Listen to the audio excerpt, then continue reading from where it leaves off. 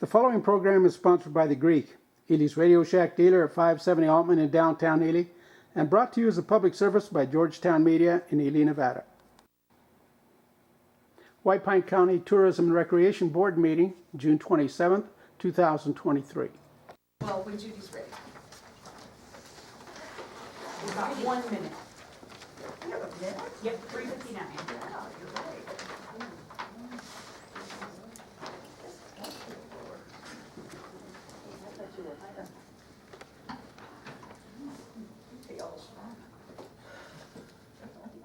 Now it's 4. Okay, I'd like to call this regular meeting of the White Pine County Tourism and Recreation Board to order. Today is Tuesday, June 27th, 2023, 4 p.m. We are going to start with the Pledge of Allegiance. Would you all stand? Sandy, would you lead us?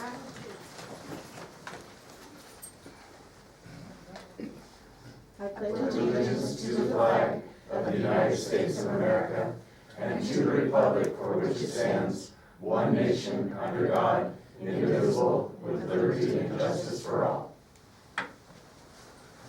Thank you. We have all board members here. Thank you. At this time, we'll have public comment. And is there anyone on? We have nobody on Zoom. Okay, so public comment within the room. Please come forward and, oh, we don't have anybody on Zoom, but it is easier for her to catch this on the recording. So if you're sitting public comment, Mr. Chachis? Thank you. Madam Chair, on your agenda items 9C and 10I, you consider grants to the Nevada Northern Railway Foundation. Those requests need to be denied. The railroad spends hundreds of thousands of tax dollars and refuses to operate under the Nevada open meeting law, as they have in the past. And a nepotism problem has existed for years, and no attempt to rectify it to date. The railroad has not addressed ADA issues on the walkway trail between the museum and the museum on Main Street. That walking trail was through a federal grant, and it's required to be kept up. There's no proper ADA access at Center and Stevens at the Orson Street crossing, and the Avenue C and R Street also. They have not addressed graffiti along the walking trail. I've reported this numerous times now, and if you have the ping pong train, it goes back to past that big concrete stack. Graffiti like nothing I've seen in a long time. They misspelled fun. They included the words C and K. That's not good for tourism. You gotta correct that. Madam Chair, on your agenda item 10C, you're to consider a grant to the Community Choir Association. That facility is not a public building, it belongs to a private club. The building does not have proper ADA access, and that elevator does not qualify. How many times have you been in a multi-story building with an elevator and not noticed the warning? In case of fire, do not use the elevator. State NRS does not allow you to assist an enterprise that would compete substantially with an existing facility that presently exists, such as the Convention Center, the Postal Palace, Mr. G's, or the Prospector Meeting Room. Madam Chair, on your agenda item 10K, you consider a grant to the White Pine Main Street Association for signage. The signage needs to clearly show distance to each location. If the distance, feet or mileage, is not shown, the grant should be denied.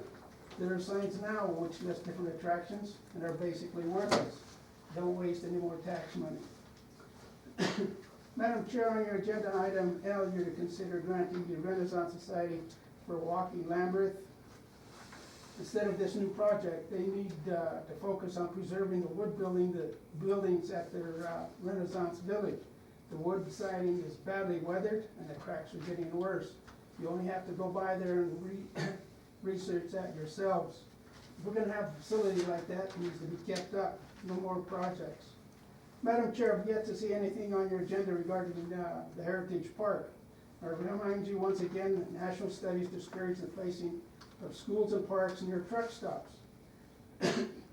Community, That's 3 minutes, thank you, Mr. Chachas. the community doesn't need a predator's part. Okay, we're going to move to number 4, and we'll have a presentation on the Centennial Fine Arts Center, and this will be from Mary Eldridge and Chris Christensen, and they are board members. And we welcome you. We have these presentations every month from folks that apply for grants, and we really appreciate you coming to give us the update. So in our request is, as you may see, the Centennial Fine Arts Center is the LDS Tabernacle and State Center. It's currently identified as the Centennial Fine Arts Center. It was constructed in 1927. It's a large and complete building that has a considerable amount of historic knowledge. Our mission has been to get that particular facility restored and to try to continue to allow a place for people in the community to gather.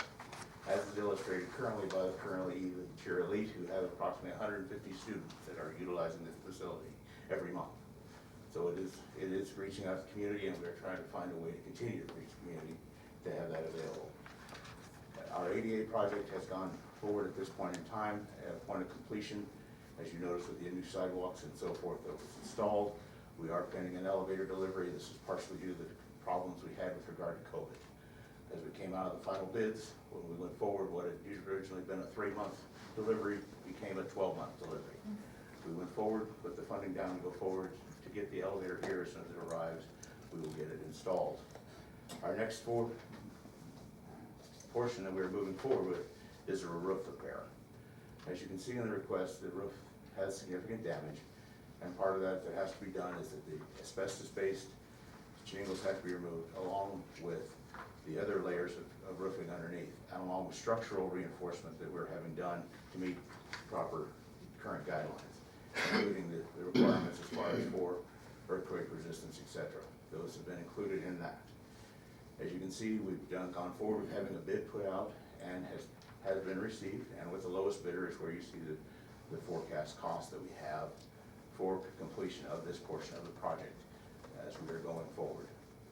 Right now, we've had 2 contractors that have gone through, that being the Encompass Studios, who are the folks that we brought in as architects to make sure we got all the construction properly done. And we've had very good work from them. They've identified a large number of historic factors on the roof. As we all learned, Yankee drains, we learned more than we ever thought was there, and they were actually hidden through a modification. At the same time, we've gone forward with Home Construction has given us the lowest bid to go forward with completion. At this point in time, we're approximately $38,000 short. As you can see by the breakdown, we've gone through multiple groups such as Brownsfield, White Pine County, and Nevada EPA to get the funding needed for approximately $370,000. We have gone back to multiple other groups, recently receiving one from KGHM that was very helpful to us. We have multiple other groups for reaching forward, and that's part of why we're posting today for the possibility of $12,000 to help us cover this last gap, get this finished, and sustain this historic building. That's all I have, unless you have any questions. Any questions from the board for Chris and Mary? I wanted to thank you for opening it up during the Ely Film Festival. That was absolutely a magical evening. And just to see the potential of the Centennial Fine Arts, I can see many more because the acoustics are wonderful. And that's what we're hoping for in the future, to try to transition to the county, to get it completed as a current scenario, and then provide this as an open item for the community to utilize. Yes, and we do need more events venues, and so we appreciate you working on that, especially with such a historical aspect to that. So lots of people ask about that and that historical nature of it. So thank you very much for preserving it. And as you see with Anthony, part of the blessing we've had in the last 6 months is where he's gone back through with his artwork to give us graphic representations of the windows and so forth, where it gives it as a much better vision for those. The curb appeal is definitely improved significantly. Yeah, it's amazing what painting the front door and putting the window facade up there, is done just driving by. Yeah, it's one of those that you really have to look twice to realize it's a facade. So, and having the new sidewalk too is so much safer than it has been there. So, especially for all those children that are there and the families. So. Second question. Yes. Do you have more events planned in the future, whether it's partnering with other events to be a venue for them, or if it's a fundraising event for your group to continue doing the work. As you saw some of the film festival, part of the discussion is whether or not we would be able to have something around the Christmas time to do Mhm. that. Part of that question is gonna be where we're at. Is we're gonna pin the funding now while we still have the construction window.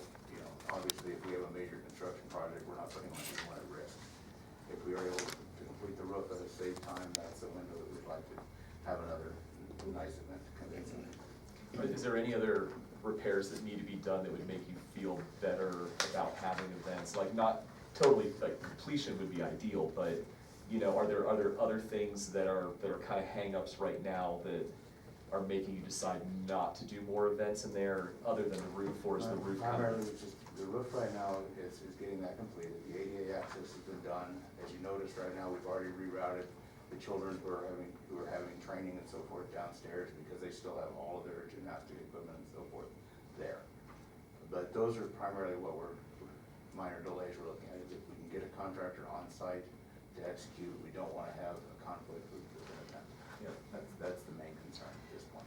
So maybe you could talk about when you were looking at the requirements for meeting space with the rural roundup, what you found with our limited space and why we couldn't apply.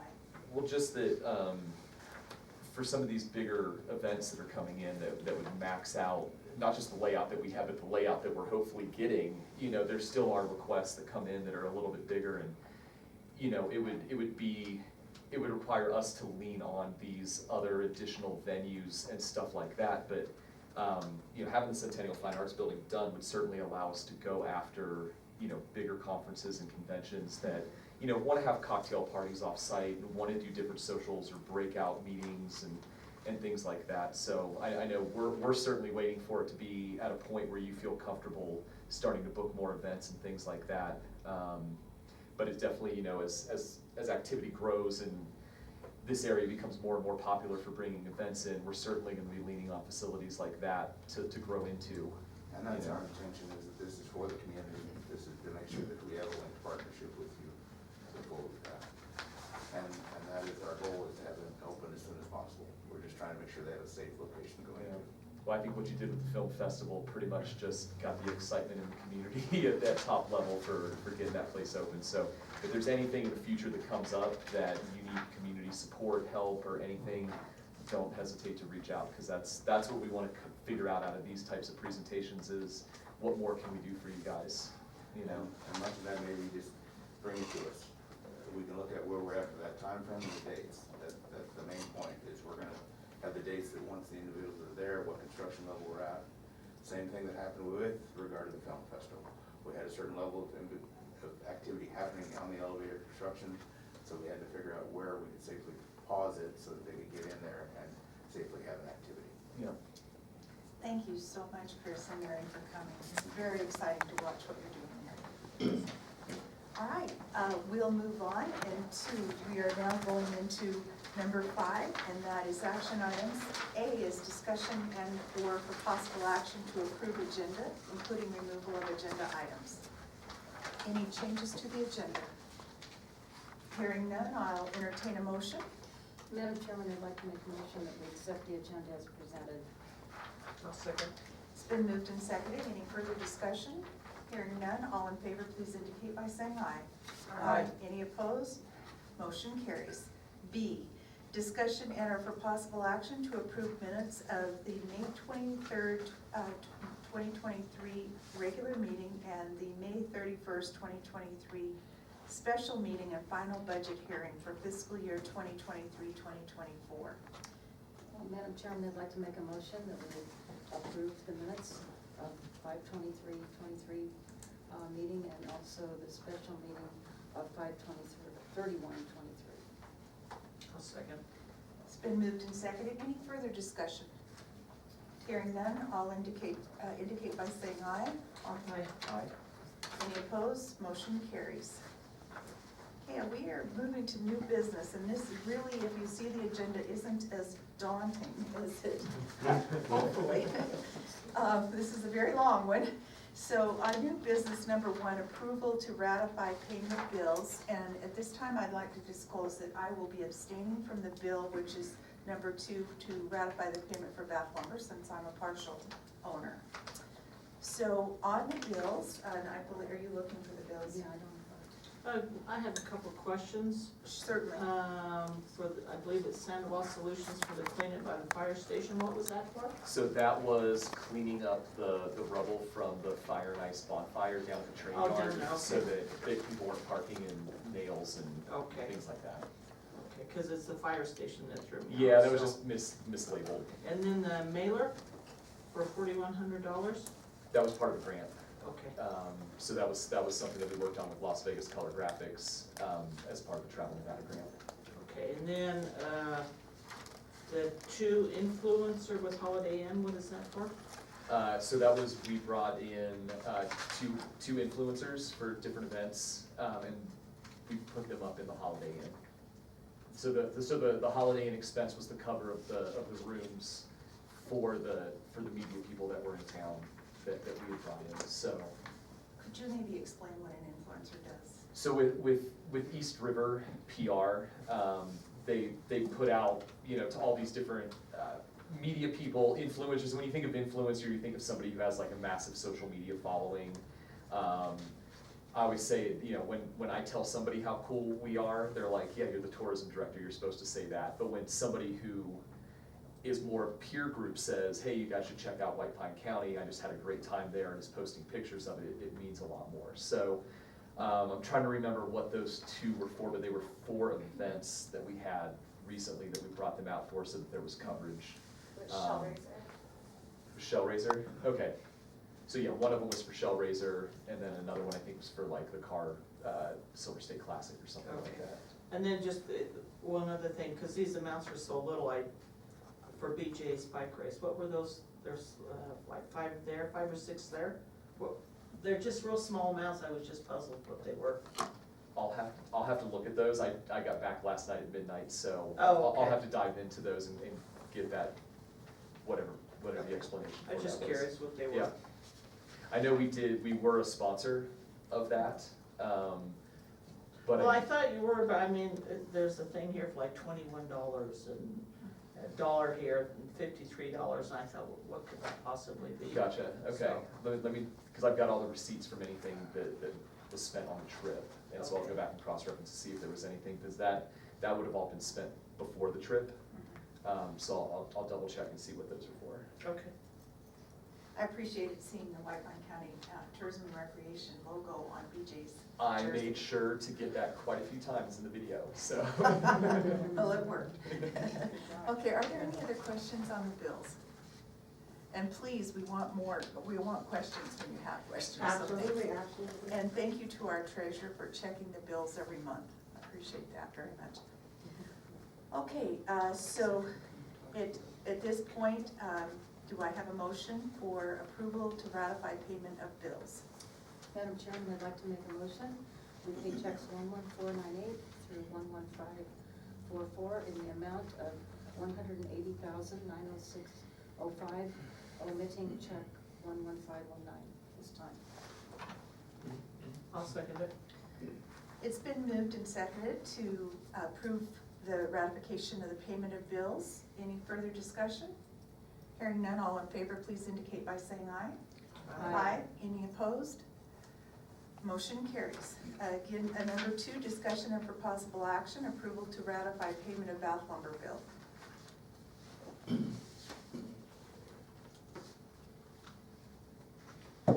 I'll move to approve the bath lumber bill. Let's see, check 11519 in the amount of $222.61. Thank you. I'll second it. It's been moved and seconded. Any further discussion? Hearing none, all in favor, please indicate by saying aye. Aye. Any opposed? And Judy, I abstain.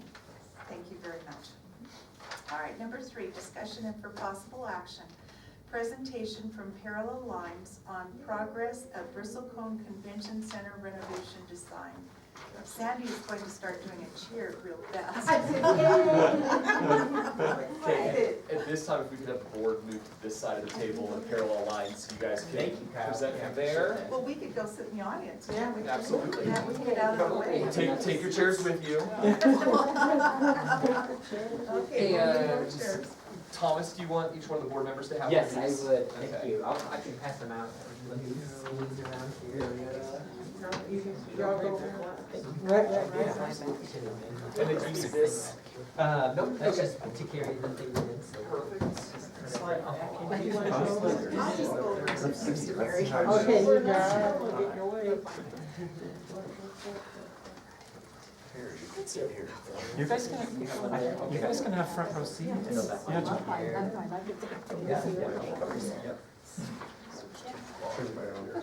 You wanna, yeah, what's that?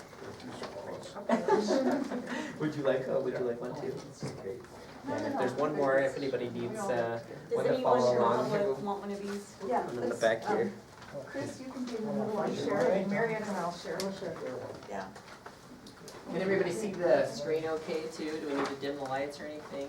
If we can get that switch there and that way get the front out. Let's see how dark we get for you. Better? That's pretty good, actually, And yeah. put the We'll thing turn down it so back you on. can see So in here. we have some Thank you, materials Alan. and things up here that we'll want to look at some point during the Oh, thank presentation you. or Big or even breeze. afterward too. So it's not a new tablecloth that you thought maybe was kind of fancy. Let me just start by introducing myself. I'm Thomas Bath, and I'm the architect from Parallel Lines. This is our design team that we brought with us today. We're all going to just take turns kind of going through the presentation digitally. Everything is represented in the handout that you have before you, so if you want to just look at the screen and save that for later, that's okay too.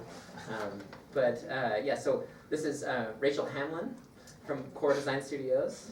She's our interior designer. And Dallas Graham, he's with Parallel Lines also. He's our branding guru. And then Michael Nelson, and he is our AV guru. He came in from Idaho this morning, or today as well too, so great. Yeah, well, I'm gonna back things up and be the scribe for a second. If Dallas, you wanna get us started? It's really great to be here.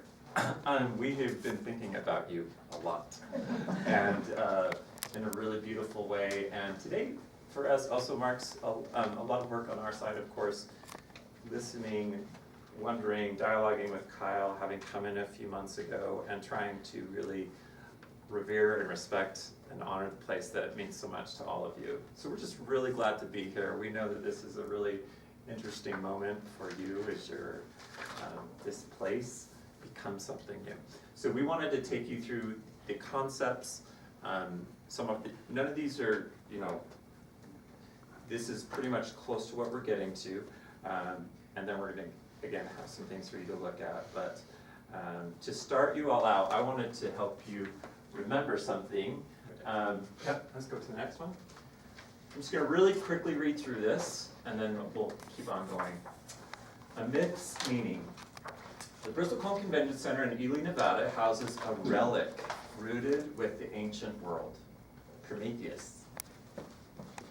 It's right there. A slab of felled bristlecone pine, known at the time of its cutting as the oldest living organism on the planet, sits behind a pane of glass in the BCC's main assembly room. Anonymous, mist, unknown to the vast majority of other living organisms on Earth. Anciently adjacent to this piece of wood, but more well known is the Greek myth namesake. Prometheus, the Titan, the immortal charged with inspiring humanity with ideas and forethought. That's what his name means, actually. Was also Olympus's preeminent trickster. Through time, he grew so attached to humans, he was assigned to inspire that eventually and secretly stole fire from Zeus. Fire, the first acknowledged technology, and gifted it to humanity, leveling the playing fields between them and their deity.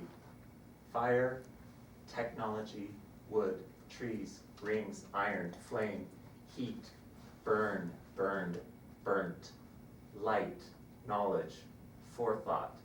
How do these words, organically connected to the myth behind our project, inform the technology, spaces, surfaces, ideas, materials, and identity we're creating? Let's build a fire and find out. Very first thing we wanted to do, this is a quick glimpse of the room we're adjacent to right here. in our early discovery and investigation of getting to know you and working with Kyle, we came to know some of the current and future uses of this building. A lot of things that are going on are happening in the community, as you know, weddings, concerts, storytelling, fundraising. There's also other things going on from other organizations regarding mines, KGHM, Caliber, White Pine County Mines. This place is central to so many things happening in the community. So we wanted to first recognize what's happening in Ely, but also what's happening in Nevada and in the region too, and why people are coming here. That was a big reason as to some of the things we're doing.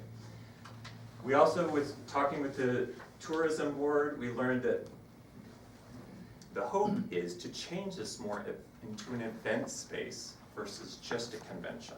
Does that make sense? So not only just conventions happening, but what's really going on? Events are happening, communities being built, and also conventional type events are happening. So we wanted to keep all that close to the pocket as we move forward with it. Let's go ahead, Thomas. So the branding and story, part of what we first leaned into, and I already kind of read it a little bit, is this myth of Prometheus. So we all feel good about the myth on that. This guy stole fire from Olympus. His name, Prometheus, means forethought, which I did a quick nod to these folks here, thinking like, oh, you're thinking ahead of what possibly this building can become. It's literally in the name of this big, beautiful felled tree. So we wanted to have that idea. These are all references, cultural references to Prometheus. The flame and torch is a common theme, meaning light, illumination, knowledge. We want that to be echoing and through the energy of what we're doing. Also, the eagle is a common theme seen with artwork with Prometheus, and may at some point work into spaces and or decor in the space. Next, tree rings. The tree, the bristlecone, the actual tree is a bristlecone, right? This beautiful tree that you know about so well. We like the idea of the tree rings representing chronology and time, and that somehow that could connect to Ely and its connection to space and time and history. So we thought we might draw inspiration from the actual branches, from the actual look of the tree, from the tree rings to this knottiness, and you'll kind of also noted, like, if you look, it kind of looks like a flame. Again, like a torch. So again, to Prometheus and the flame. So we wanted this to be informing some of our design decisions and design thinking as we were working into all the spaces and the coverings and the colors. The next is to actually do a rebrand of this space. And we thought that old adage, when something isn't broke, don't fix it. We just thought the bristlecone, the name of the convention center, is a beautiful name. But we thought maybe instead of calling it the Bristlecone Convention Center, we just simply call it the Bristlecone. To enforce what it's going to become, we thought we should rename the log line, which would be community conventions events. So working with this kind of idea, always calling it the Bristlecone, something that the community already does, but maybe now really zoning in and saying, now this building is just going to be called the Bristlecone versus the Bristlecone Convention Center. These are a few of the early concepts of line work that would probably go toward the logo, something like this, reflecting iron, reflecting the knottiness of a flame and a tree. These are some of the concepts of the colors that we feel like would represent the logo and the logo mark well. This is one of the word marks that we're leaning heavily towards as far as what it would actually look like. So think signage, think a big sign, think something lit from behind, think if on paper or handouts that you have. This is something that we're leaning towards, this sort of look and feel. Accessible yet kind of refreshed, you know, the idea that, and the reason we're stepping back here is because I had to chuckle a little when I saw the floor plan up on the screen because that's not really what this is all about. Anybody can pick out finishes and tell you where walls go. The idea of rebranding this facility to connect better with the people that are using it, not just people from outside the community that we're trying to bring here, but to rebrand it within the community as a space that is going to be an opportunity for people to make events and togetherness. Excellent. Okay. So thanks Dallas, and I wanna just continue this charge on a little bit. We're building the fire within the presentation to help you understand how we got to the decisions that we made of the actual architecture. So with that, Rachel is gonna tell us about the interiors and the materiality. Thanks, Dallas. Hi, everybody.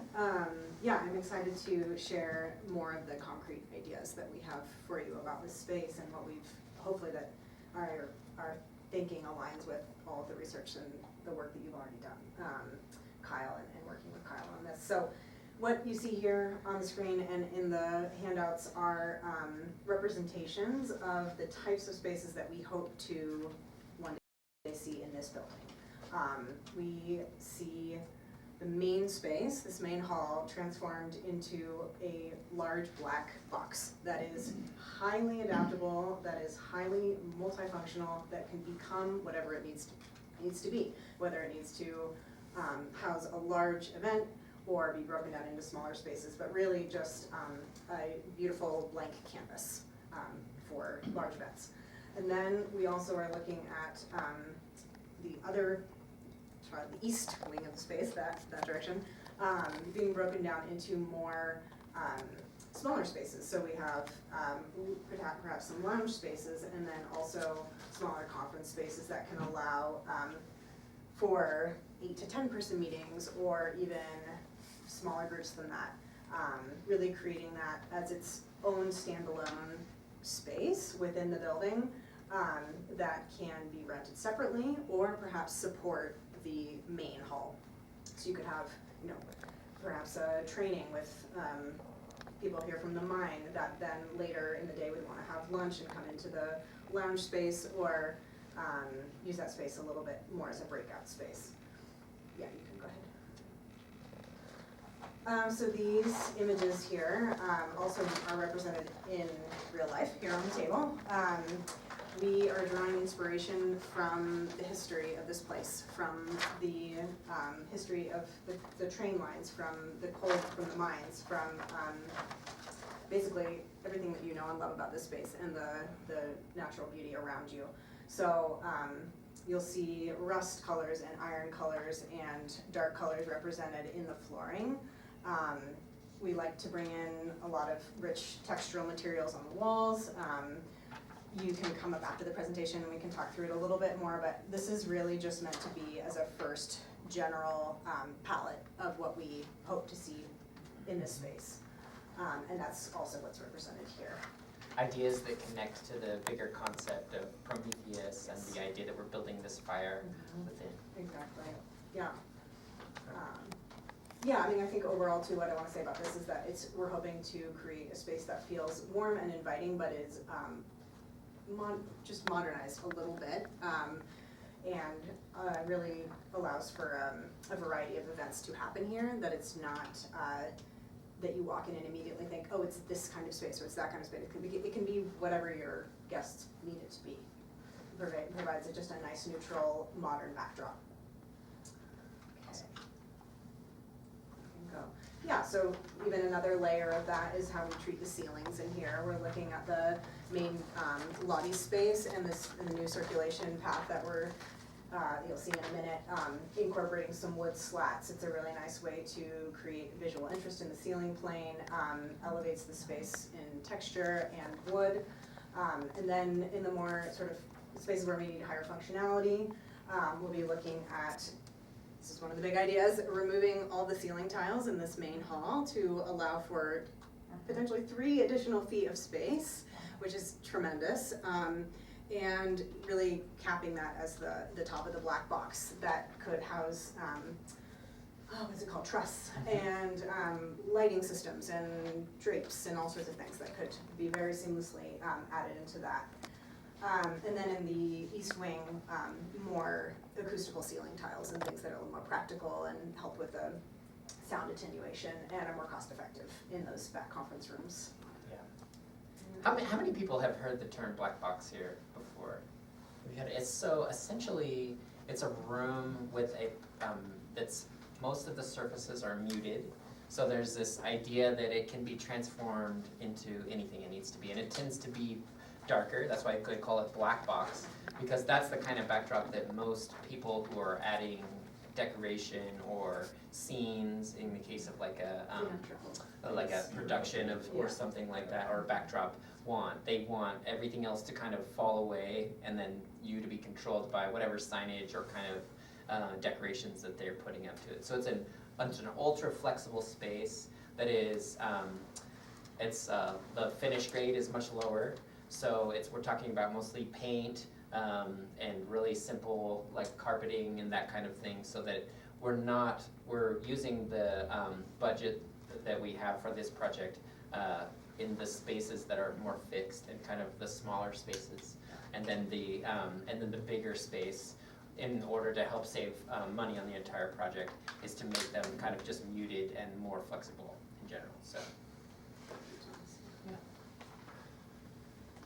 Yes, so we talked about removing the ceiling tiles in this main space. The other really exciting opportunity that we see in this part of the building is to remove some of the solid parts of the wall and allow for penetrations like you see here in this image on the left, that, you're right, that, potentially it is operable doors or large windows that allow a connection between this space and the street and the outside, allowing amazing natural light. Maybe one day we dream towards events in this street that are adjacent, that can pretty much double the size of the events that can happen here, that allow for indoor and outdoor space. This is a big one, we know, but we just want to dream with you and give you ideas of what the space could be. This is like the transformation of this from a convention center. A convention center is a big windowless box where you sit in all day long and get drowned by air conditioning and come out eventually, like a casino. An event space is somewhere that is connected to this community around it. And really that is one of the biggest things that's missing from this. I think when we were just starting the project, Caroline was saying, like, you should see the snow on the side of the street. All of it's fallen on the sidewalk. It's completely incapacitated, and I think that look and the idea that we are brought on to help solve problems as well as propose new ideas gives us the opportunity to address what that feels like. And to me, that has always been just a blank wall that is deactivated. This entire space, which is about outreach and about connectivity, is completely turning its back on the rest of the area around it, with maybe the exception of the front entry, and so having the idea that we could reach beyond the walls of this existing space and have events that are better connected to the types of events that are already going on, like the bicycle race and those other kinds of things, the Bristlecone Birkenbeiner, we actually, like, this idea comes with the possible connection to the city of vacating that street for the entire block and adding in parking, some efficient parking, but having something like an old train car in the middle of the street and some landscaping and some lights and things like that really bring the essence of what we're trying to do within this building, beyond the bounds of it, and just borrowing the space around it. Because really that's the way that events tend to happen, so. Okay, and then, so this actually takes us into the plan itself. So this was what was on the screen before. This represents the initial schematic plan for where we would like to take the initial ideas that we had. So these embody those initial big bold concepts that we presented, along with Prometheus and the idea that we're kind of expanding the purview of this facility beyond conventions into events. And I think that one thing that struck us immediately was how disconnected the existing facility, the meeting rooms within the existing facility are. Really, the only access to the entire east wing of the building, which is 50% of the square footage, is really two portals. One that exists back of house here in the kitchen, behind this little hallway that kind of takes you there, and the other one just adjacent the bar area, if you're familiar with it over here. So they both have a little ramp up that goes to it. And the entire lobby that is built over there that is meant to provide access from the street for those rooms is completely disconnected from everybody else that works in the building. So I think initially, from looking at the overall plan, one of our big ideas was we need to unify the entire facility so that it works together. Because the opportunity exists then to have multiple events happening within the facility at the same time, being managed conveniently by the staff that's here, and having all those spaces take advantage of the back of house, like the kitchen, the storage, the restrooms, the office spaces, not just this one main space, but having the entire facility be a usable part of that. So really that's accomplished by pushing or putting a hallway out. It's just outside this doorway. So this wall is the wall that we're actually within here. This is the white pine room, kind of, or actually this is the kitchen, but this is the white pine room here. And the idea is that we would just continue this wall through and use this as kind of like the edge of all of the back of house surfaces. So we'd be looking at completely redoing the restrooms. We would relocate the office space from its current location over here in the west over into this block as well. It still provides them direct visual access to the front entry to it, but it turns this lobby space into a grand space that is capable of having mingling. It is an extension in a fact of the main space here, which we'll call the bristlecone room. All of the rooms within the facility have been named to represent trees in the area, so that theme is continued and built upon, but strengthened with the additions of some new ones. And then this hallway that runs along this is our new kind of big gesture to not only how the interior of the existing facility reorganizes itself to be more efficient and productive, but also provides for the expansion eventually into the space that you have next door here, because that's really where we need to be thinking, is not just how do we make this space nicer, but how are we gonna make it bigger to accommodate more events, and the kind of flexibility that we can use to attract different people, not just from outside the community, but provide the people within the community the opportunity to envision new ideas and new ways of using this facility. We have affectionately called this the bristlecone room, is sort of the west wing. This wall is the existing wall where the stage is run. And then kind of having this storage spine that runs down the center. The advantage of this is that it could also be used as like a backstage if we had like a theater performance or something like that. This could also be where all the round tables and chairs get stored within the space. It's a flexible kind of spine that allows for the transformation of this black box room into whatever it needs to be for that particular time, and then to hide everything behind it. You know, when the people come over, it's the room you hide everything in when the company comes over, so you can pull the door shut. And then continuing down the hallway, having these smaller breakout rooms for informal meetings that happen in the convention center itself here. Imagine that this is just like the ultimate Zoom room. So, you know, anybody that is utilizing the space for a bigger event and needs to have a breakout conversation or a call, or even just somebody within the community that needs a really great place to have a Zoom call or some kind of like digital exchange. I think we can all thank the pandemic for that type of activity, but it's here to stay, and having a really great space that is just like the be-all, end-all of that type of thing would be very useful, I think. This all represents kind of like the increased number of options for you as a tenant, as a landowner, looking at these, your potential customers and what they might look at. So here's a couple of smaller rooms.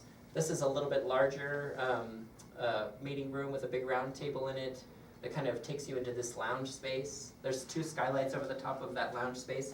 It's just a really nice seating group, a place where you could have like a cocktail breakout from the rooms that you have here. It can also just be an informal place for people who are gathering in this other space to kind of sit and do things.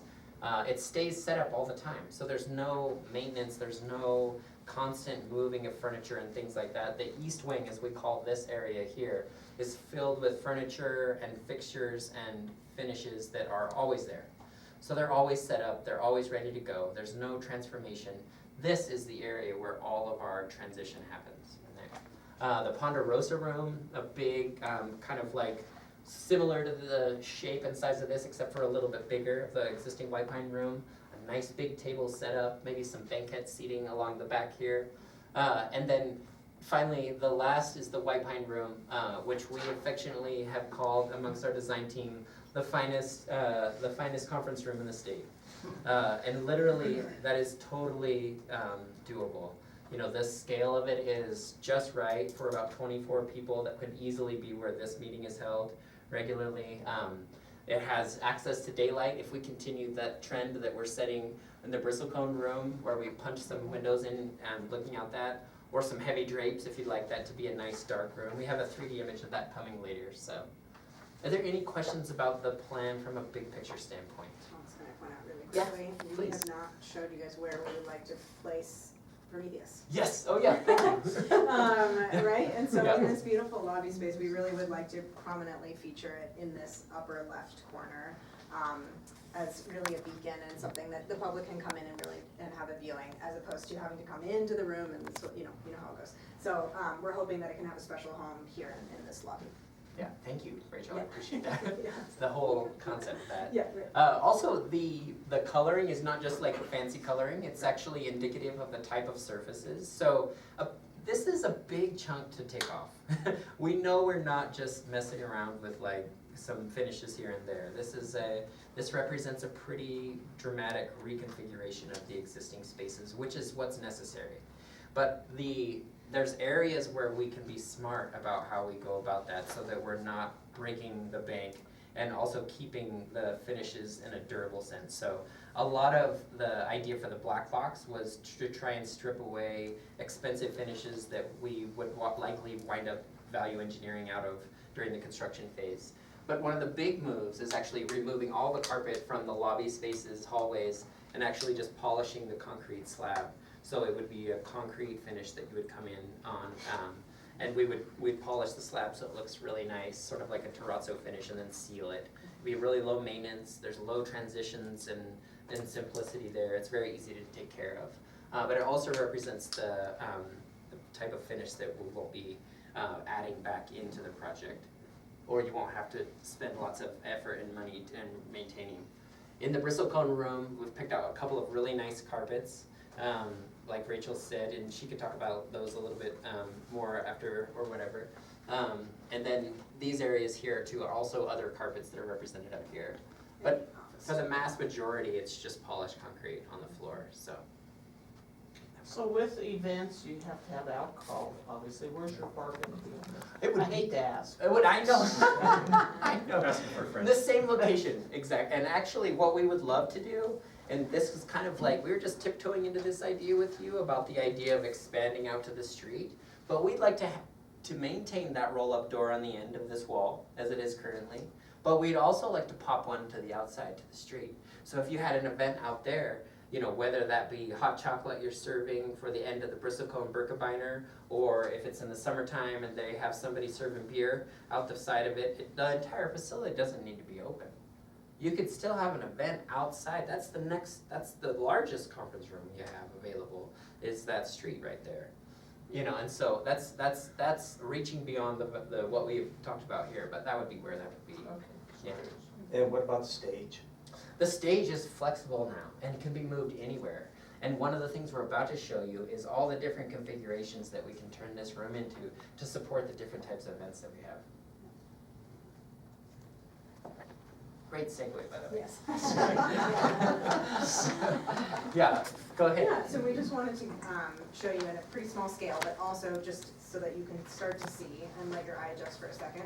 What we're looking at is 4 different layouts of this building, and if you've got it in front of you, it's a little bit easier to see. But basically, what we wanted to demonstrate here is what all the possibilities are. So in the upper left, look at the little squares in the main event space represent trade show booths. So you could have, we're looking at 12, thank you, booths with adequate space around them. You know, that's a pretty big trade show for a space this size. I think we feel pretty good about that. And then also seeing how nice it is that, again, separated by the spine in the middle of the storage corridor, you could have a completely separate, all sorts of smaller events going on at the same time, or in support of what's happening in the main space. Upper right, you're starting to see, yes, the stage, represented there on one end. Oh yes, thank you. You know, with stairs maybe on either side going up to it, and, you know, a large lecture or a concert, and all the seating that could fill the space. A large banquet or wedding is set up here with rounds. The last one would be more of like a theater in the round, so the stage would be placed in the center. And what we also, I don't think have really let you guys, we haven't talked about this yet, is the proximity to using one of these smaller conference rooms or the storage corridor as like a green room or a back of house space, and how you could easily enter through those double doors. Same for breaking down the furniture or the stages and using that easy path of flow into the storage room there. And then these are two other options. I mean, it's sort of sky's the limit a little bit, but again, large training could happen here. Another really exciting idea we had, and we're talking with Kyle about this too, is if we had operable doors or some sort of window in these walls, it'd be really wonderful then to just roll in a demonstrating training class. Wait, what are some of the things that the mine company brings in? Well, there's like all the big machines, Yes. OHVs for like different conventions and things like that. Yeah, could just come in through those doors, which seems Summer State Classic, you Mhm, can wheel You in. could Yeah. bring in the winning vehicle, Right. yeah. Yeah, exactly. And finally, just for fun, you know, a fashion show. You could set up a stage right down through the middle of the space and have the chairs set up all around it. So lots of options there. And I think probably everybody's wondering, what kind of metrics are we looking at?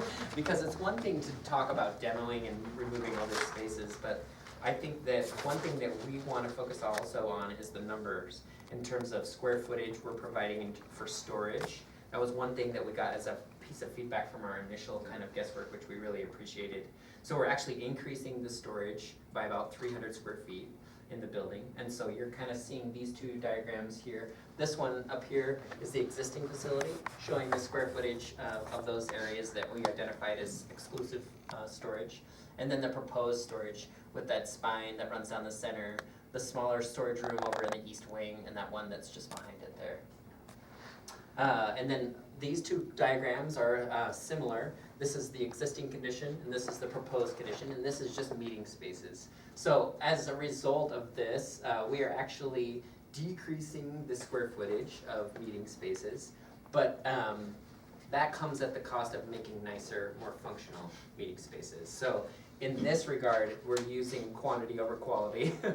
Quantity is the defining factor in storage, but quality is where we would put the difference in the meeting spaces. And then finally, the last one is the circulation. And I think that this one really tells the story of the big picture and our big moves within the convention, or the existing building. So this shows you what existing it is. There's the lobby. Here's where we're sitting up in the White Pine room, up where the pointer is.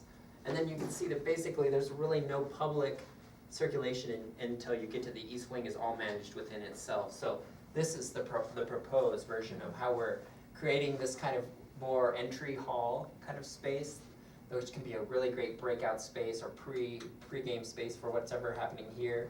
And then the spine that allows not only just the patrons the opportunity to use the other spaces within the building, but also the staff to maintain and run those pieces during events that they have and whatnot. It also really connects the restrooms. We did a big fixture count there as part of like the initial due diligence for like what the occupancy of the building is, what our exiting and capacity was, because we were worried that maybe we were undersized in that regard, but actually we came in just right. So the idea that we're leaning on both this, the restroom here and the restroom there, and that they're roughly the same scale and they're both accessible by everybody within the building, makes it so that we're completely compliant. Because right now that's not really the case, but yeah, it works, so. And then, so I will say this part, this is exciting, I think, to see things in 3 dimensions. You have to realize that we're in the initial stages and that some of this stuff will change, but it's meant to give you kind of like the essence of what those spaces will be like. And the materials that are shown are figurative at best. really the more specific materials that we're looking at are up here on the table. And we encourage everybody to come up and take a look at those and touch and feel those and ask us questions about them. And so that we can kind of talk you through those. But at a glance, this is what the lobby space would be like. So we're looking at covering the wall that wraps around the bristle cone space with this awesome burnt wood. There's no maintenance involved in this. This finish is actually charred.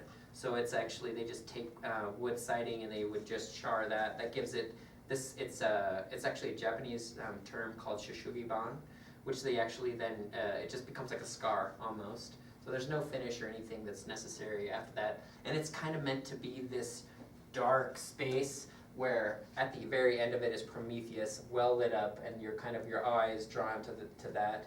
It brings you closer. It's also a black box space in a way as well. You could have an art show there. You could set up tables or anything like that. And one of the only thing that's really like in the sense of the warmth of the materiality is this floating ceiling that would run through here, which just there's some really great inspirational images of it. And then Rachel has a piece of that wood here too. So you take that finish that is vulnerable, that is like warm and kind of like humanistic, and kind of bring it up on the ceiling.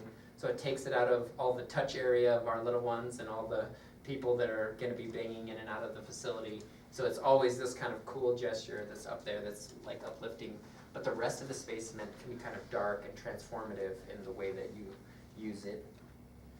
This is turning the corner and looking down the hallway, so we're taking that same kind of ceiling motif down there.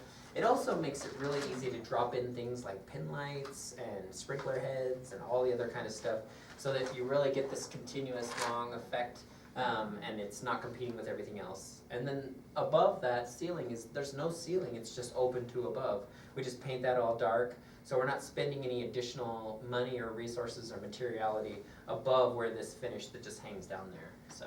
And if I may, Yeah. quickly, this 3D really illustrates really nicely a concept that we haven't told you about yet, which is this idea of where we hang everybody's coats Oh, yeah. when they come to a big event. Where do you get in the winter? Everybody's wearing a warm coat. So as part of the design of this hallway, we'd like to intentionally build in basically an alcove where there would be just a very simple rod across it, and everyone can come by and hang their coat in that space before they go through the doors into the main event space. Let me just back up to the plan so you Yeah. can see that really good. I think that's very good to point out. Yes, this entire, like, the biggest closet in White Pine County, you know?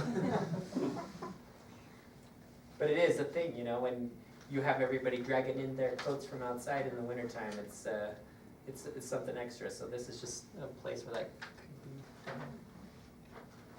This is what one of the restrooms might look like. So this product here is represented here. Rachel, you want to tell us about this a little more? Yeah, it might actually be helpful to go to the next slide. Oh, yeah, for sure. You've seen this, but let's look more at this. Yeah, I feel like there you the go. inspiration here is more the story we're trying to tell. We really want these two restrooms to be little jewels within the whole space. There's something a little bit different. It's a nod to existing murals and sort of, again, the history of the space. Maybe it's even a space for, on the next slide, we can just go ahead. Being a place, a really interesting place to hang or even literally paint on the wall some of your history. What was his name? Anthony, yeah. Yes, helped us find these amazing advertisements from your past, and we thought it would be such a lovely nod to your community and fun. Just, you know, people maybe didn't know that some of these events happened, and so recreating them in a way and then displaying them in the restrooms, we thought might be kind of a fun, playful thing to do. And I think, like, this is one of those places where we had this moment of, do we lean into super new, or do we kind of like harken back to history? And this is one of the places where there's this kind of cross mixture happening. So, and it's not meant to be like, this is the old timey restroom. It's meant to be kind of humanistic, and with those advertisements on there, is show the past history of events in the community, and then to give people the idea that this is whatever they're at for that evening is just a long string of history pearls of all the types of events that have ever happened within the community, so. So yeah, those restrooms, I think if you go forward, we're looking at, the materiality of introducing, an aged brick, kind of harkens back to the older times, but then adding in, you know, more durable, newer materials like just simple, ceramic tile, and then, adding, well, potentially some windows in the space to add some natural light. And that's what that is up there, a big Mhm. window, just finding a way to like relieve the darkness in Yeah, these exactly. buildings. Yeah, but just basically highly durable and cleanable, but still a little destination within the whole space as well. Yep. With a concrete floor in there as well. Yes, yeah. This is a very rough image of what the black box could be like. The render came out a little weird on this one, but essentially the carpet is the same as we're showing up here. It's the one that's kind of 50 gray, 50 red. So contemporary carpet with a dark band that wraps around it. You see those windows that are meant to look out into the space beyond, and tall drapes that kind of allow you to pull those shut. These interesting boxed like oblong pieces here, we're calling to completely remove the wrappings from and expose and paint. That we feel like will also, this does a number of things for us in terms of tearing the ceiling off. It's gonna open up the space even more. So we'll get even more additional height there. But it also just, yeah, it just there's a little bit of like connection to what is actually holding up the building, a little kind of relief of the structure there. This is, so one person you haven't heard much from yet is Michael Nelson, who's with us today from Boise, Idaho. But his like idea of just initially how we can kind of add the AV component into this. Michael, do you want to talk about this? Sure. Okay, cool. Are we having fun? Yeah. I'm ready to stand up and stretch a little. It's great to be here and meet you and listen and feel what is really here and this whole story. And one way to look at it is past, present, and future, right? So why do people have meetings? Where do ideas come from? And where do we fall in this timeline of rings? So the future comes with technology.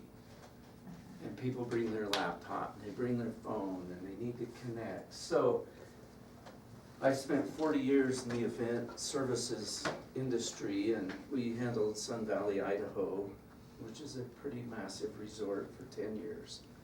So I've seen everything, and it's been fun to listen and go through all these different thoughts.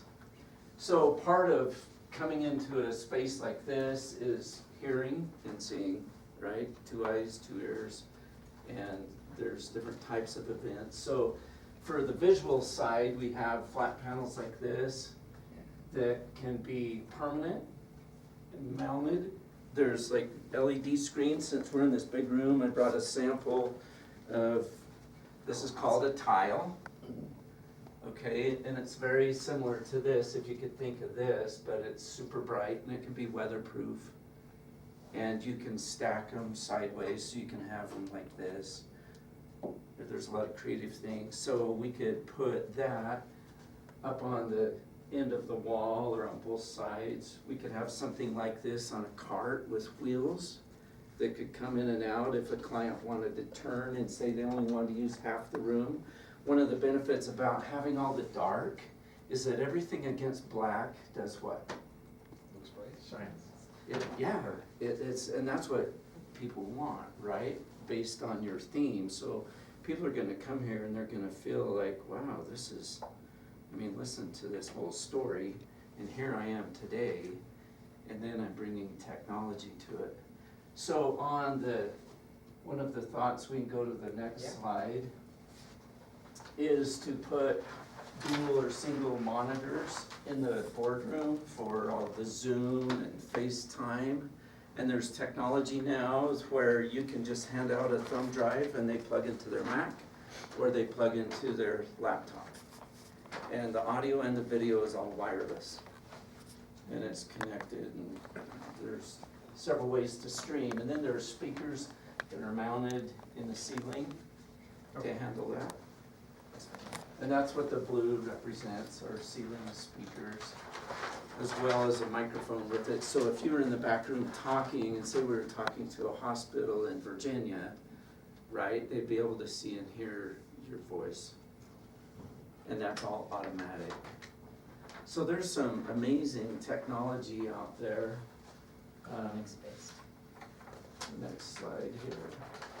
These are the meeting rooms with a monitor, speakers, and there's a little display I brought that shows,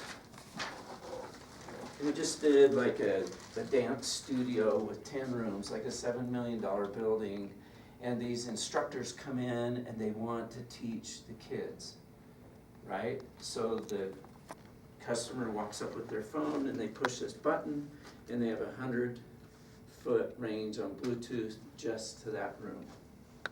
And it's all Cat 5 based.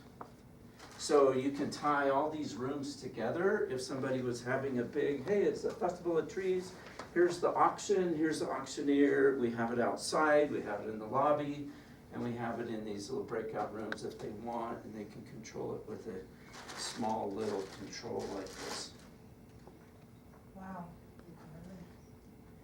And it's all IP based, so it's a Cat 5, and the cost, the company's been around 85 years. We're dealers for everybody, and we can sell whatever we want, but, I mean, it's amazing, and technology, does it make a meeting or ruin it? Well, and yeah, I think that's one thing that's so special about Michael also, is that, Rachel and Dallas and I are not the ones that are making the building that we just showed you. But Michael is the one who makes the AV work also. So these aren't just ideas, this is like part of honing in on a package that comes pre-assembled for whoever executes this design.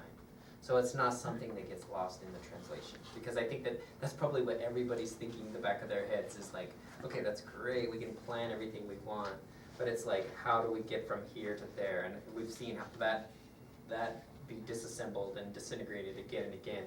But that's like part of the strength of this, is that we are starting from the beginning with somebody who's executing at the end.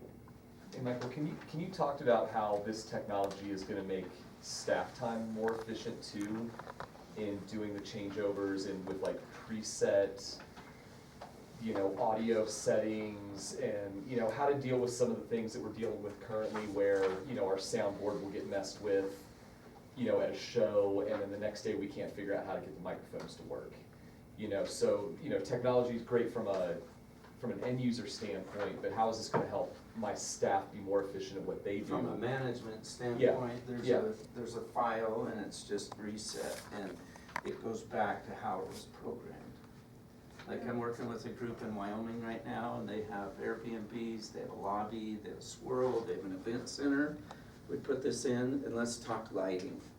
Okay, so they sell gifts, trinkets, and they have all these windows. There's a million people driving by Highway 89, if you know where it is. It has 3 national parks, right? Well, everything's run off a phone, and I was up there a week ago, and all their cash registers are iPads. So they're trying to make, and there's like 3 owners. And I said, let's just use your iPad as a controller. And we can set all these presets, we can take a picture of it, and we can assign that picture to that preset. So now your employee comes up and hits that picture and the lights go to that, whatever that preset is. I had another customer I did that with 4 years ago. It's a dance studio. They have over 1 million YouTube, all national. It's called Shine Fitness. And they freaked out because one of their instructors somehow did something with the program, and I was sitting at home and got this text, and the owner was freaking out, Kindle. And I went to my iCloud and I said, okay, can you get your email on your tablet? And she said, yes. And I said, I'm gonna send you a file that I had saved in my server. And when you get it, you touch that file and it'll say open with, and you say this program, and boom, took like 2 minutes. And I was just at home, and that's technology, and it's just great, and it's reliable, and sometimes technology has a headache, so you gotta have a backup, but with lighting, sound, video, you know, when people can see and hear, it's just night and day difference.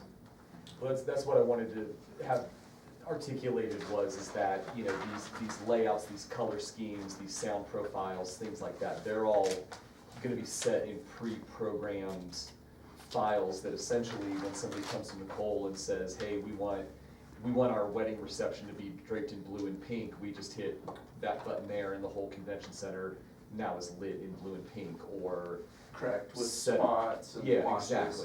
exactly. Event lighting, there's like this building in Idaho, it's the tallest building, it's Zion's Banks, 320 some feet high.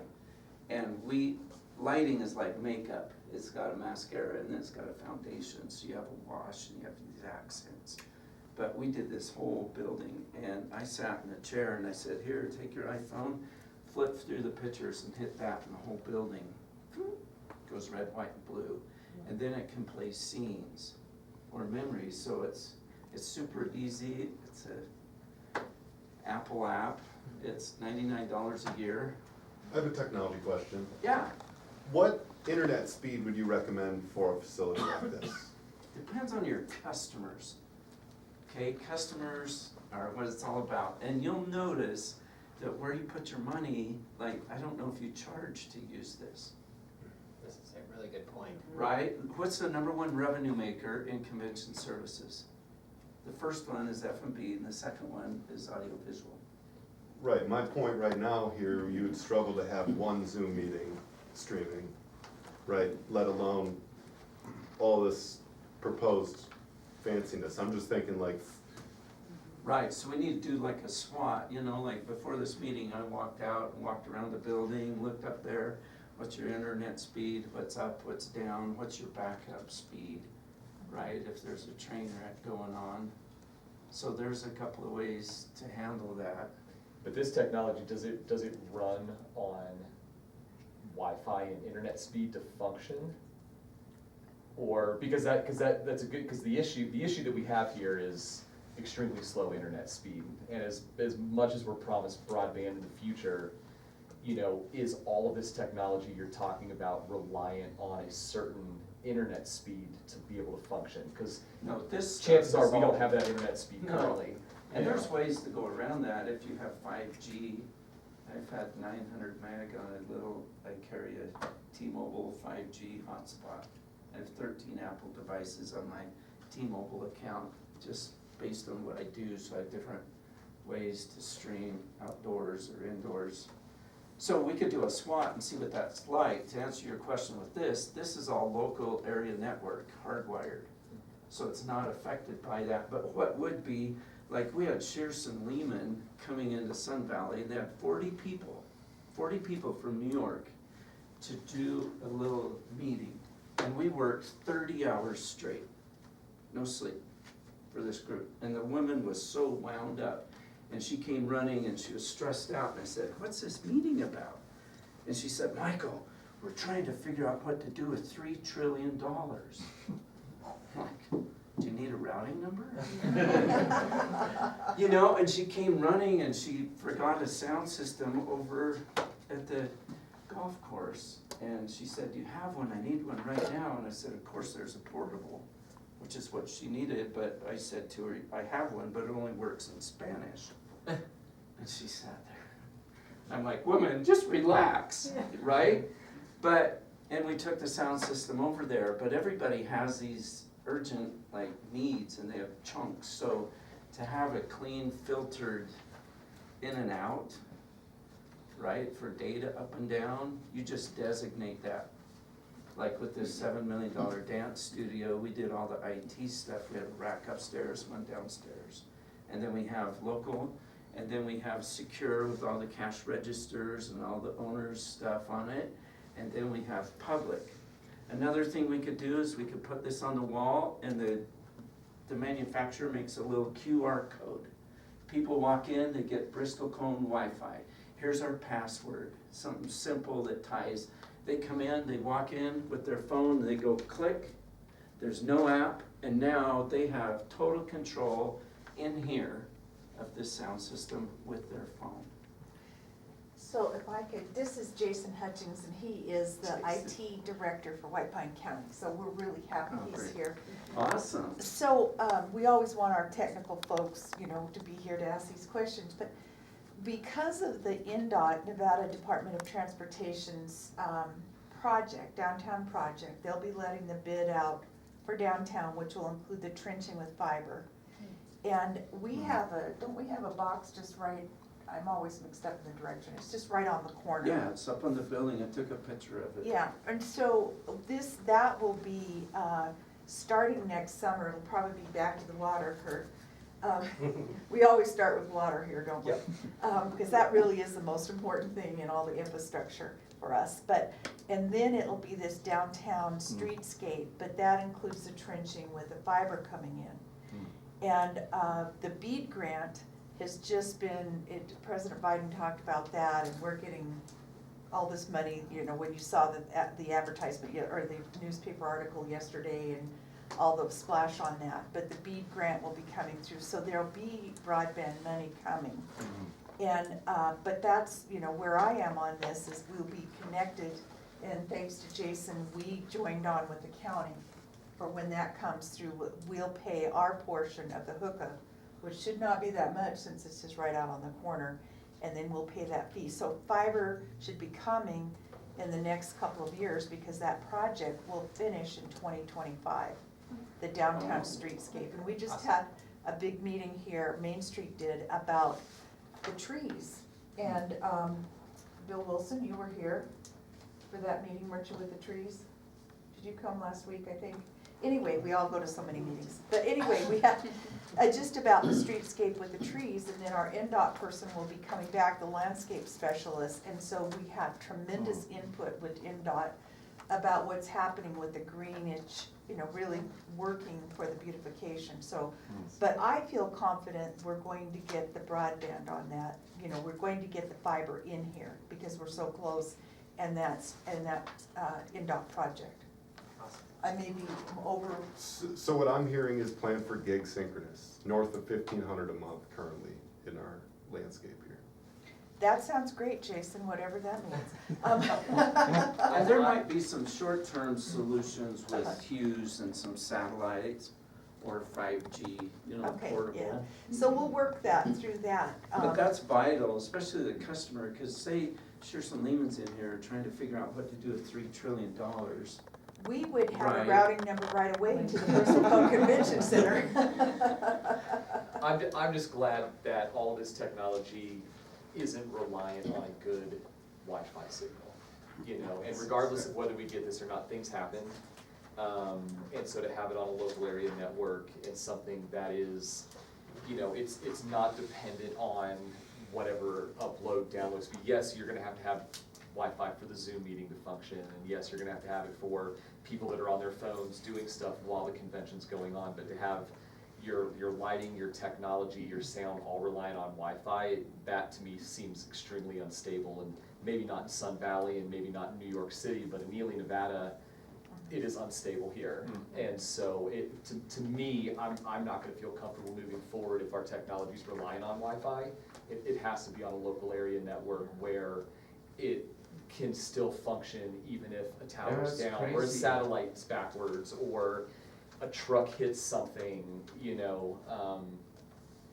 I was doing an event in the Salt Palace in Salt Lake City a couple of years ago, and the sound system, you can run it all with a tablet, right? You just need a digital mixer, and everything was great. It's like brand new, straight from JBL. And I'm the house engineer, which means I'm responsible for everybody to hear in that room. And the room fills up with 1,300 cell phones. So now the room's full of all this RF. And guess what? We're driving down the freeway 80 miles an hour and have no steering wheel. And I'm freaking out because I can't turn the microphone up, I can't run the wireless mics, the laptop audio is working. I call the manufacturer, and I know these guys that work on the bench, and we go through that whole process, you know, but it's having a Boy Scout approach to what am I gonna do if A happens, then we're gonna do this. Another good thing about like lighting and creating feelings and stuff like that is that if we put this type of event lighting in, you can assign scenes, which is like a picture of a look, and then you can change it and take another picture, flip through the pictures, right? And the building would do that, but you can have it breathe. So now you have your hot mauves and your hot pinks, or whatever the customer wants for like a wedding, or what are we gonna make a festival of trees, or Halloween, or, you know, the luncheon for the 4-H club. And it's all landline based. And I trust that you will do it better than we have done it, you know, trying to make technology work. But a perfect example is this is supposed to connect through Bluetooth. This is supposed to be a completely wireless room, and look at what we still have all over the place. So I'm one of those people with technology. I'm gonna need to see it function. So you can tell me a million times, but I was told a million times that this was gonna connect without wires, and we're still having Thomas sit on a wire so that we can have this presentation. So, like I said, I'm just skeptical with technology because I've been burned so many times with it, specifically here in this town, because of low internet connection, interference from other things like that. So, for me, it's great that we can wash a wall in pink, but to have Nicole and Errol running around panicked during an event because a microphone's not meshing or this isn't connecting with the screen, that's my number one concern. Like, number one concern has to be reliability. Yes. We traveled with Stephen Covey and Ken Blanchard and Zig Ziglar and Tom Peter all over the country. That's kind of like my backbone, corporate AV. So I know exactly what that's like. Yeah. So there's ways, right, to prepare for that. And one of the ways that we could curb kind of that acclimation to the product would be to send you a demo unit, right? Because use a little thumb drive, hit the receiver up here, and then everybody can, you know, if we had multiple laptops, hey, I'm pushing my button now, I'm live, and I'm showing you my deal. Well, that'd be fun. Like a ClickShare? Yeah, like ClickShare, exactly. Barco is a great little product. There's another product out there too that competes with that. But it's nice because, you know, I have a MacBook. Well, I guess what, I have 7 laptops in my truck, so which one do you use? But everybody has a thumb drive. Awesome. Are there any other specific questions regarding audiovisual, or we have some generic slides also too, maybe, Michael, if you wanna just kind of mention what's going on in these two. Sure, this is like a larger board that is like this tile, you know. It's a little expensive budget-wise, but for Zoom and Team, a single monitor like we have in this room, or we could do 2 monitors. And then from an owner management standpoint, doing a lot of hotels and convention, it's nice to walk in the room and just know that this is mounted in the wall. And that I don't have setup, it's just like done. I don't have wires, that could be the backup. Right? Awesome. Yeah, these are just kind of good to Kind of bigger image with trussing and screens and uplighting, see how it creates feel? And then this type of thing. And all that adds to the customer's story and their presentation. So do you see where I come from, like past, present, here we are, and then AV brings the future, because that's the content. Awesome. I think that's pretty much everything we have. So we would love to encourage everybody to come up here and touch samples.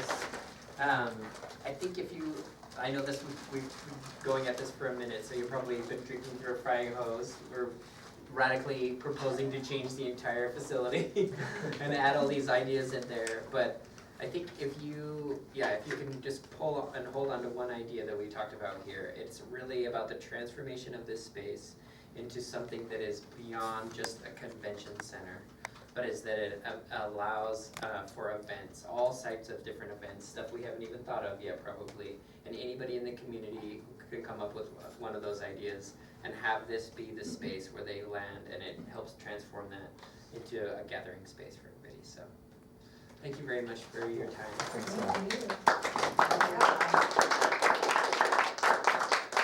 Okay, at this time, let's take a 10-minute break, everyone, and the restrooms are in back of us. And please come up and talk to the team and let them answer any questions. So we will just take this break and come back with our grant items. Thank you all very much, Parallel Lines, for everything. This has been a little overwhelming. So, thank you. I'm not sure I quite understand all the things, so we'll have a lot of questions. Thank you very much. And we'll move on to public comment. Is there any public comment for those hardy souls that still remain? Mary, please come up. Madam President and board members, I would just like to thank you for your support of our organization. You know, we couldn't do that without this kind of support.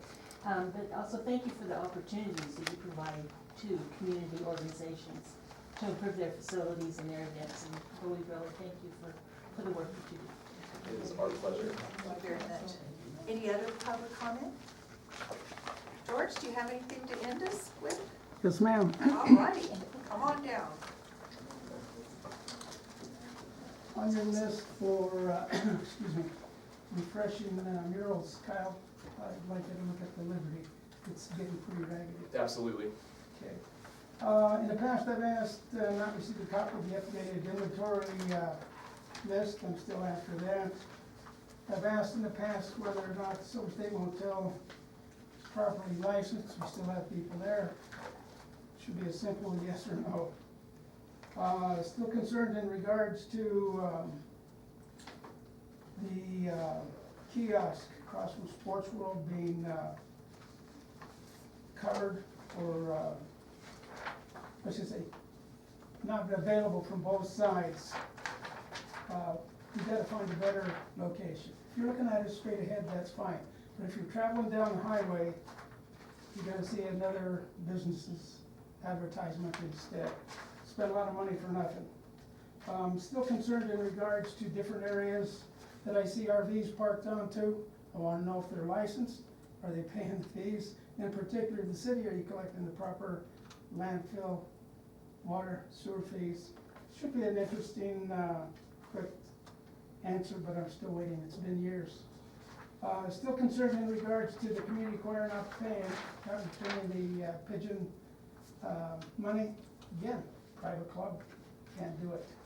They work the 501c. Still concerned in regards to the center walkway on a new parking lot. Federal regulations, ADA, you have to meet it. Not my law, it's a federal law. Still concerned in regards to information that I've asked regarding Mr. Ed Spear, who is a contractor with the board. I want to know if he has a state license, city license, commercial location, home occupation. If you have a copy of that, I'd like an answer. Let's see, another request for information I had was regarding how many conventions has the convention center hosted in the last 3 years. No answer yet. I also asked for how many events has the convention center generated since the hiring of Kyle Horvath. No answer yet.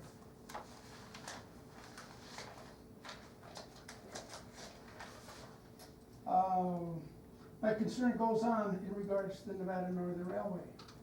If they don't operate under the Nevada Open Meeting Law, we don't know how that money is spent. Hundreds of thousands of dollars, they need to be cut off or they have to be held accountable. There's other issues there and you need to address them. Let's see here. Still no information in regards to That's 3 minutes, thanks, George. Thank you, Mr. Chachas. All right, well, I'll call this meeting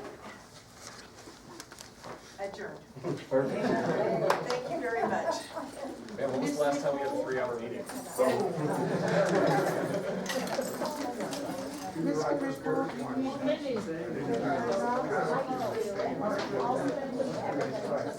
Yeah. See what I was doing.